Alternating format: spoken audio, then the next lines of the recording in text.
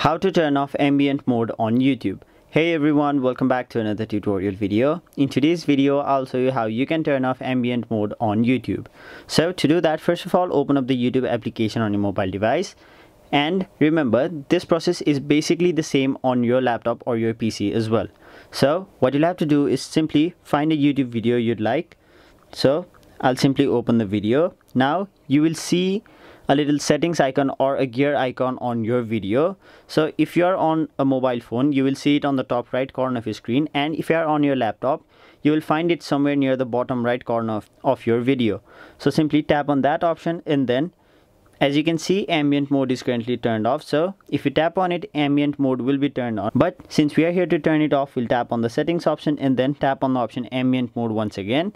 And then as you can see, ambient mode is off. So that is basically how you turn off ambient mode on YouTube.